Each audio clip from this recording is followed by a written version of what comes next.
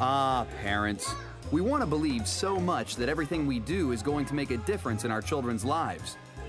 What they eat, where they go to school, who they hang out with. But before any of that takes place, parents are confronted with the one single ominous decision that could shape the entirety of their children's future. What is going to be their name?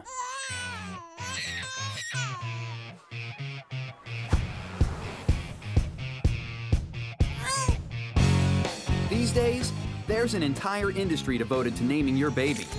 And business is booming. There's magazines, books, websites. There's even high-profile baby naming experts. I'm a baby name expert. I study names, I ask parents how they choose names for their children, and I look at how names are changing because baby names are changing today faster than ever before.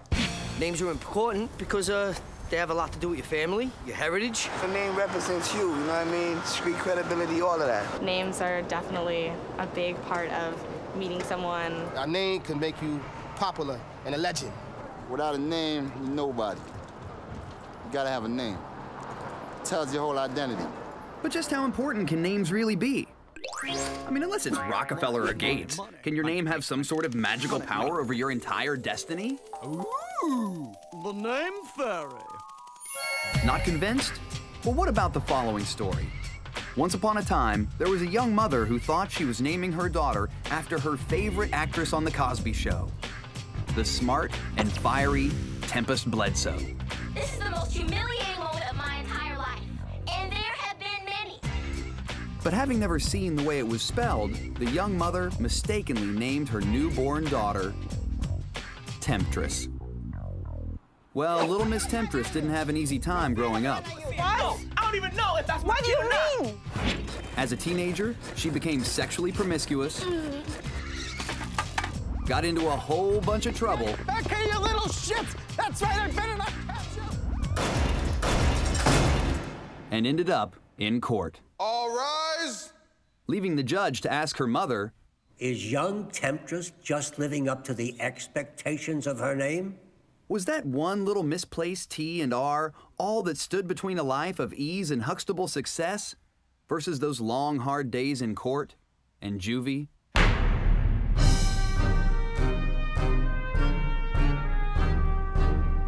Harvard professor Dr. Roland Fryer was determined to find out just that. What happened to Temptress has nothing to do with her name, has everything to do with where she grew up. It turns out Temptress grew up in a poor black neighborhood, the kind of neighborhood Dr. Fryer's been studying for years. As a world-renowned economist and a leading expert on race in America, Fryer has long been interested in what he calls cultural segregation, the gap between white culture and black culture. One embodiment of that culture is what you name your kid. It's probably one of the few cultural items that we can really measure precisely. What we did was we looked at the effects of your kid's first name on their life outcomes. Dr. Fryer analyzed the naming records of every baby born in the state of California over the last 40 years, and those names tell an unmistakable story. African-American parents are more likely than any other ethnic group to give their children unique names. There is definitely a distinction between names for white people and names for black people. Black names be like Malik, Jaquan, Nashawn, Naheem, Tasha and Shamika. Shaniquas and the Nashons and the Kayshons. I know this girl, her name is Treasure, T-R-E-Z-U-R-E. Struck me as typically, more African-American name. I like the names that begin with S-H-A, like Shaheem, Shahid, Shamar. Shaquem, Shakur. Oprah is popular. It was actually in the 50s and the early 60s that we saw huge overlaps in the naming patterns of blacks and whites. So people, naming their kids John, Michael, names like that.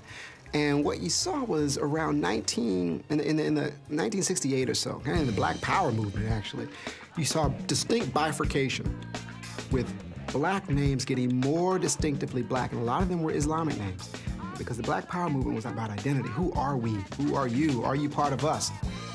It wasn't until the late 80s and 90s that we started to get, kind of the made-up, concatenated names that you see now. This generation today, they sort of changed the whole name concept. They have names that are 30 letters long, you know, and Now, everybody try to do something, how do you say, unique. They try to name their kid over something different, you know? We had 228 unique versions of the name Unique. Again, my favorite was U-N-E-Q-Q-E-E. Another one of my favorites was U-N-E-E-K. So there are a lot of people are trying to be unique. So what happens to all these uniquely named kids? Kids like poor little Temptress. I think it's not the name that's doing the damage to Temptress. It's that they grow up in the type of situation where someone would name their kid Temptress. The person who actually would name their kid that probably has a host of other issues that are influencing that kid's lifetime outcomes, not just the name itself. What kinds of issues? Well, let's look at a boy with the study's most common white name and a boy with the study's most common African-American name.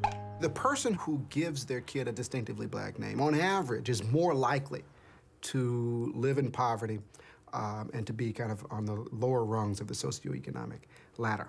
You see, this is where Jake lives, and this is where Deshaun lives. In Deshaun's neighborhood, you know, the schools are not functioning. The teachers in those schools aren't the same quality as would be in Jake's neighborhood. In those neighborhoods, 80% of the households are female-headed only. And what we found is that names don't matter so much. The type of mother you have, the type of family you have, the type of community you grow up in, those things matter a lot. But what they name you just doesn't matter. So a name doesn't define your destiny? maybe if you name someone Destiny, I don't know.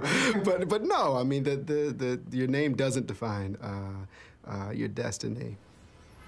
A name may not define your destiny, but it can dictate the way other people perceive you. Meet Harvard professor Dr. Sindel Malainathan.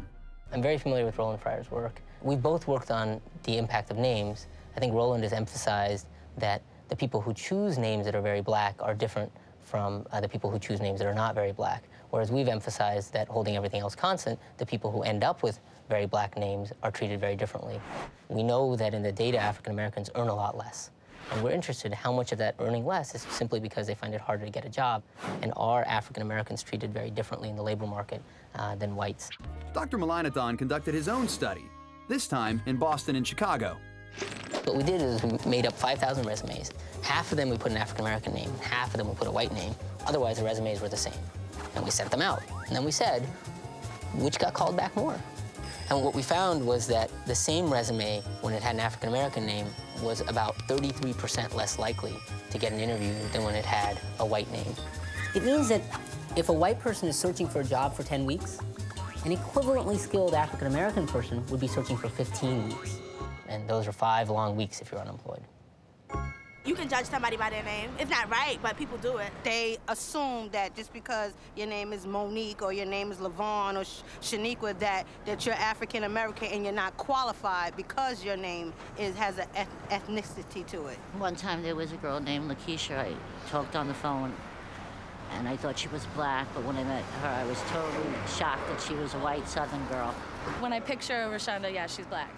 The names we used in our study were names like Lakeisha, Jamal, Tyrone. Based on our results, it raises a question. I'm an African-American parent.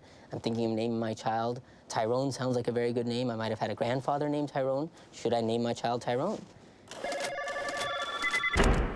Yes, naming your kid Tyrone, you have made it harder for them in the labor market. On the other hand, should you give in to that? Should I give in to the prevailing norms, or should I express my individuality as I want? It's a bit of an ethical quandary. My friend's got a drug dealer named Tyrone that I assume is a black guy. Todd is a white name. Tyrone is a black name. I mean, that's sort of how it goes, right? You might choose a distinctly black name as a way to signal something about yourself and about your commitment to the black community. And that's a way to show other African Americans, look, I am really black. And I think the fact that there are distinctly black names already tells you that there is a cultural divide at some core, visible, noticeable level. And we see it sometimes in clothing, we see it in names.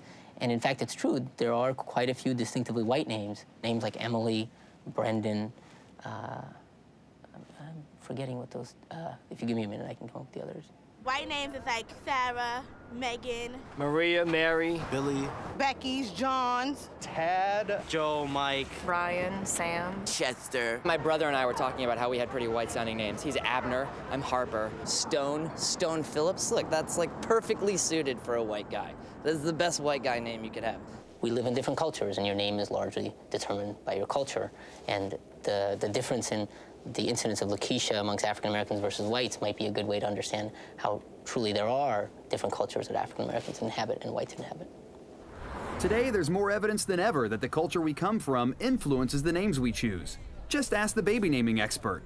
More and more today, you see parents choosing a name almost as if they're launching a product, that you're trying to position your child for the best chance of success in a global marketplace.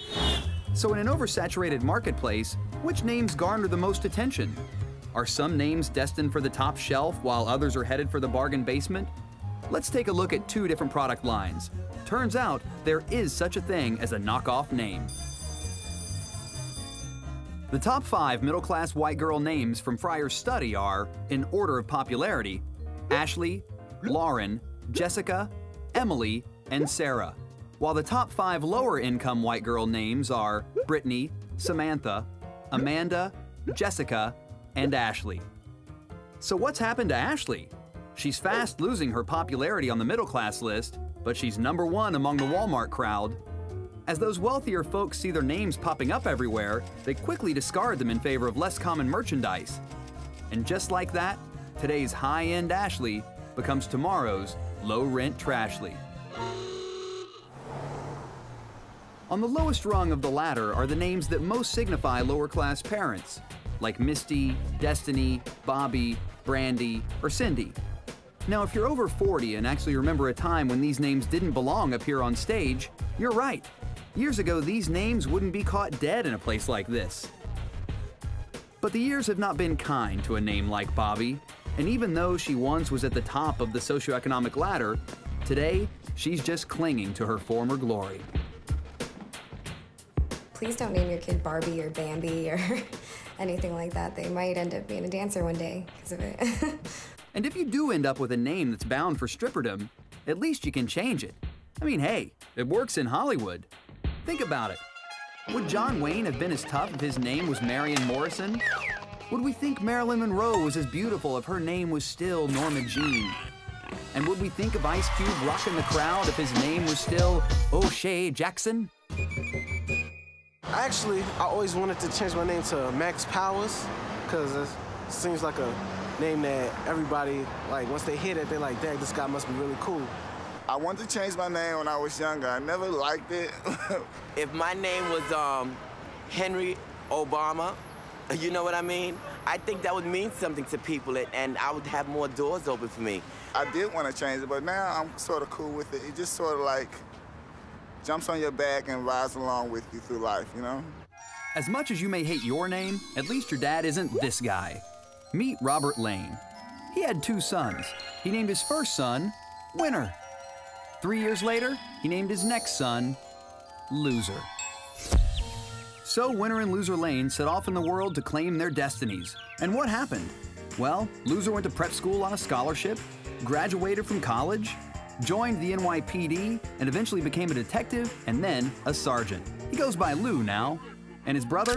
Well, the most noteworthy achievement of Winner Lane is the sheer length of his criminal record. Nearly 3 dozen arrests for burglary, domestic violence, trespassing, and other mayhem. Is there one name that you can give a kid that will guarantee they won't become a screw-up? No. Sorry, there is not one name that you can give a kid to guarantee they won't become a screw-up, and there is not one name that you could give a kid to guarantee that they'll actually be a success. You know, it is a crapshoot when it comes to names. I don't think there's any name that can guarantee success, at least none that we found. You know, the world is full of excellent people and terrible people with all sorts of names, but the vast majority of the reasons people choose is left unexplained. It's like, why did you choose your child's name? Sounded nice. Who really knows what parents are